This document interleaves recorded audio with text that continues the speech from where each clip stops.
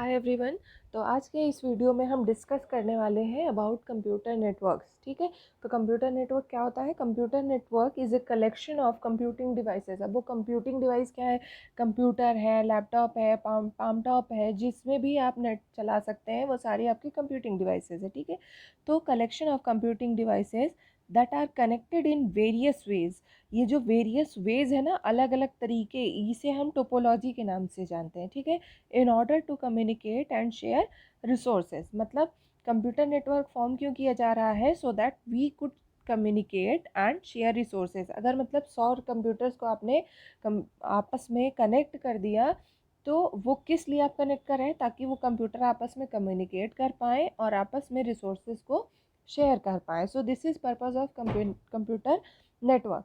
और computer networks कैसे form किए जाते हैं, इनको आपस में कैसे कनेक्ट किया जाएगा? With the help of physical wires और केबल्स और वायरलेस। मतलब कंप्यूटर नेटवर्क में कनेक्शन कौन कौन सा होगा? आइदर वायर्ड होगा और वायरलेस होगा।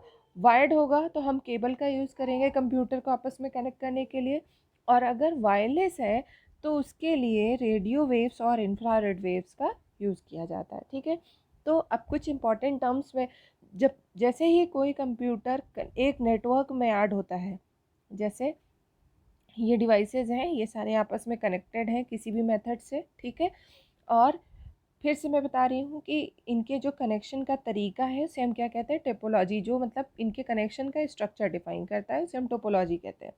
तो जब जैसे ही कोई भी कंप्यूटर एक नेटवर्क से बिलोंग करने लगता है, उसे नोड या होस्ट कहा जाने लगता है। ठीक है, कंप्यूटर नेटवर्क में एक इम्पॉर्टेंट चीज़ और है, वो क्या है? Data transfer rate. हमेशा आप क्या, हमें 4G चलाना है, हम 3G नहीं चलाएंगे, 5G मिल जाए तो और अच्छा है।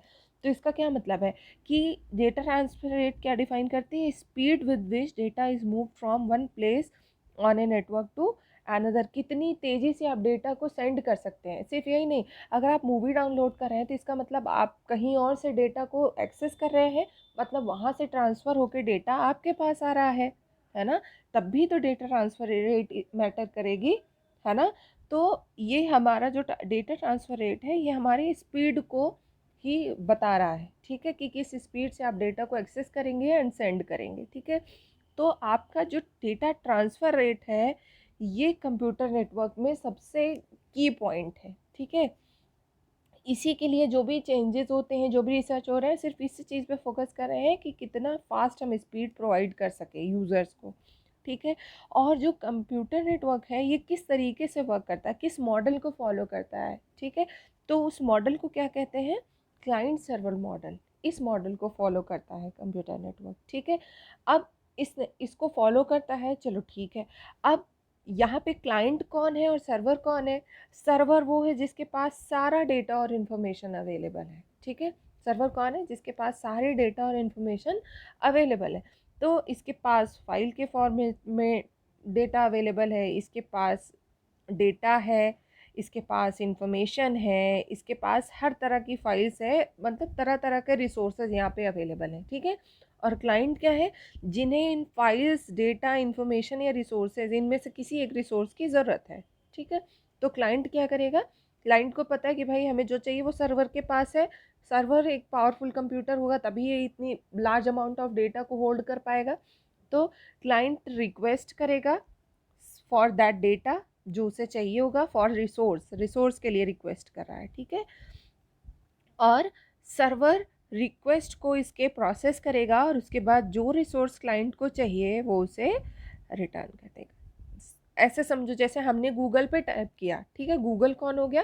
एक सर्वर हो गया। ठीक है, हमने गूगल के सर्वर को रिक्वेस्ट भेजी कि हमें कंप्यूटर नेटवर्क चाहिए, कंप्यूटर नेटवर्क से रिलेटेड फ़ाइल चाहिए। ठीक है, तो कंप्यूटर नेटवर्क से रिलेटेड जितनी फ़ाइल उस सर्वर पे है, गूगल क्या कर रहा है? उसको प्रोसेस किया आपकी रिक्वेस्ट को, और उसने आपको रिप्लाई किया और आपको एक नया वेब पेज खोल के दे दिया। ठीक है, तो ये हो गया हमारा क्लाइंट सर्वर मॉडल। इस तरह से हमारा नेटवर्क काम करता है। ठीक है, अब फाइल सर्वर क्या है? फाइल सर्वर है, मतलब हमने जो है सर्वर को दो पार्ट में डिवाइड कर दिया। ठीक है, एक जो सारे डेटा को स्टोर कर रहा है और मैनेज कर रहा है। ठीक है, मतलब सारी चीज़ों को होल्ड करके रखा है। जैसे a computer that stores and manages file for multiple users on a network। ठीक है, और वेब सर्वर कौन है, मतलब जो रिक्वेस्ट को हैंडल कर रहा है, जो सामने आके आपसे बातचीत कर रहा है, वो कौन है, वेब सर्वर।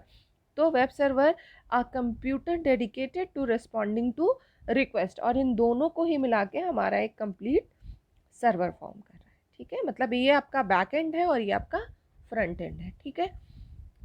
अब हम आते हैं टाइप्स ऑफ नेटवर्क, ठीक। टाइप्स ऑफ नेटवर्क हमारे क्या है, 3 तरह के नेटवर्क है, लैन, मैन एंड वैन, ठीक। अब ये किस बेसिस पे है, कौन सा नेटवर्क कितना बड़ा एरिया कवर कर पाएगा, कितने स्पेस को कवर कर पाएगा, उस बेसिस पे हम कह रहे हैं कि ये लैन है। LAN means local area network, MAN means होता है मेट्रोपॉलिटन एरिया नेटवर्क, एंड वैन मीन्स होता है वाइड एरिया नेटवर्क। नाम से ही काफ़ी चीज़ें क्लियर हो जा रही हैं। तो लोकल एरिया नेटवर्क क्या होगा, a network that connects a relatively small number of machines in relatively close geographical area, मतलब with in a building, with in a single campus, ठीक है। अगर हम किसी एक बिल्डिंग के अंदर, किसी एक फ्लोर के अंदर नेटवर्क इस्टेब्लिश करना चाहते हैं, तो वो किसके अंदर आएगा, लोकल एरिया नेटवर्क, मतलब एक स्मॉल एरिया को ही कवर करेगा, ठीक है। अब हम आते हैं, तो जैसे एक कॉलेज है, एक कॉलेज है, कॉलेज के अंदर अंदर अगर आपको नेटवर्क देना है, ठीक है, within a single building ही तो रहेगा वो, तो उसके लिए मतलब हमें क्या चाहिए होगा, लोकल एरिया नेटवर्क। उस नेटवर्क को हम कहेंगे जो एक विद इन बिल्डिंग एक नेटवर्क फॉर्म होगा, उसे हम क्या कहते हैं, लोकल एरिया नेटवर्क। अच्छा, हमने भी बात की थी किस तरीके से आप कंप्यूटर्स को आपस में कनेक्ट करेंगे, तो उसके लिए हमें क्या, किसकी ज़रूरत होती है, topologies. Various configuration called topologies have been used to administer LAN। कौन कौन से हैं, रिंग टोपोलॉजी है, स्टार टोपोलॉजी है, बस टोपोलॉजी है। आगे डायग्राम दिखाते हैं, उससे ज़्यादा बेहतर रहेगा। देखो, रिंग टोपोलॉजी है, ये एक रिंग का फॉर्म बना रही है, ठीक है। इसमें डेटा एक डायरेक्शन, जैसे ये वाला कंप्यूटर है, ये वायर्स है, ये वायर्स है, और ये जो आपका दिख रहा है, ये आपका होस्ट है या फिर नोड है, ठीक है। अब ये एक रिंग का स्ट्रक्चर फॉर्म कर रहे हैं, इसीलिए इसका क्या नाम दिया गया है, रिंग टोपोलॉजी। अब इसका खासियत ये है कि डेटा एक ही डायरेक्शन में फ्लो होगा, मतलब इसने अगर डेटा भेजा तो ये इसी तरह से जाएगा, ठीक है। इसे भेजना है तो ये यहाँ से डायरेक्ट पहुँच जाएगा। अब इसे भेजना है तो ये एक पूरा यहाँ से ऐसे पाथ को ट्रैवल करते हुए जाएगा। तो ये हमारा हो गया रिंग टोपोलॉजी। टोपोलॉजी में कई सारी चीज़ें हम सिर्फ ब्रीफ में डिस्कस कर रहे हैं, ठीक है। स्टार टोपोलॉजी, इसका नाम अब मैंने क्योंकि बता दिया ना, क्योंकि शेप जो फॉर्म हो रहा है उस बेसिस पे हम कह रहे हैं ना कि ये किस तरह की टोपोलॉजी है। तो ये स्टार टोपोलॉजी, स्टार टोपोलॉजी क्यों, क्योंकि ये एक स्टार का स्ट्रक्चर फॉर्म कर रहा है, ठीक है। ये भी हमारी, ये जो टोपोलॉजी है ये बहुत ही पॉपुलर टोपोलॉजी है। इसमें जो डेटा का ट्रांसफ़र होता है वो बाई डायरेक्शनल ऐसे, ठीक है। ये जो सेंटर में है ये एक हमारा हब है, एक कंट्रोल सेंट्रल डिवाइस है, ठीक है।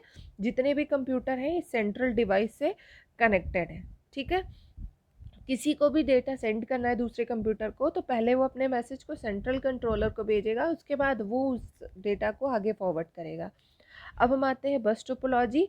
तो हम डायग्राम से देख सकते हैं कि हमारा बस टोपोलॉजी है, तो बस का स्ट्रक्चर फॉर्म कर रहा है, और यहाँ पे भी डेटा दोनों ही डायरेक्शन में फ्लो होगा। यहाँ पे भी डेटा दोनों डायरेक्शन में फ्लो हो रहा है, यहाँ पे सिंगल डायरेक्शन में फ्लो हो रहा है, ठीक है।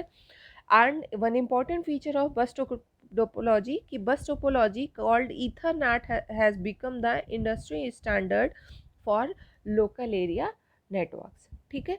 लेकिन इसके बावजूद भी मैक्सिमम आपका जो है, कभी आप कंप्यूटर लैब वगैरह में गए हों तो वहाँ पे जो कॉलेज वगैरह के, स्कूल या कॉलेज के जो कंप्यूटर लैब्स होते हैं, वहाँ पे मैक्सिमम टाइम आपका स्टार टोपोलॉजी यूज़ होता है, ठीक है। अब हम आते हैं next, wide area network. Wide area network सबसे बड़े जियोग्राफिकल एरिया को कवर करता है, मतलब ये पूरे वर्ल्ड को, या कह लीजिए जितना भी जगह, मतलब मैक्सिमम स्पेस को इसकी कवर करने की कैपेबिलिटी है। कई सारे लोकल एरिया नेटवर्क को कंटेन कर सकता है, कई सारे मेट्रोपॉलिटन एरिया नेटवर्क को कवर कर सकता है, and a network that connects two or more local area networks over a potentially large geographic distance, okay। तो Often one particular node on a LAN is set up to serve as a gateway to handle all communication going between that LAN and other networks. तो gateway वगैरह जब हम networking devices की बात करेंगे तब हम डिस्कस करेंगे. फिलहाल जो गेटवे है ये एक नेटवर्क डिवाइस है, ठीक है. और एक वाइड एरिया नेटवर्क ये सबसे बड़े जियोग्राफिकल एरिया को मतलब ये कवर कर सकता है, एक पूरे कंट्री को, एक पूरे आप कह लीजिए पूरे वर्ल्ड को, या फिर कई कंट्रीज़ को कवर करने की कैपेबिलिटी किसमें है, वाइड एरिया नेटवर्क में.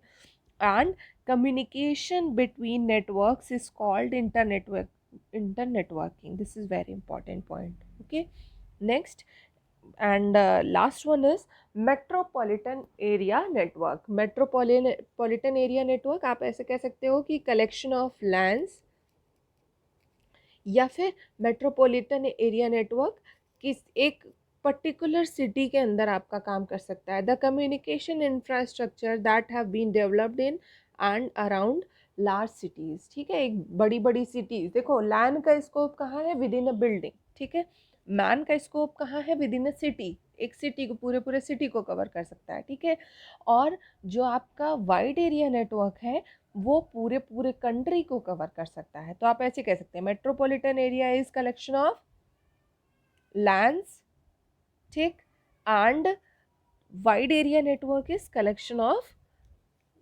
Mains, metropolitan area networks. So thank you so much for watching.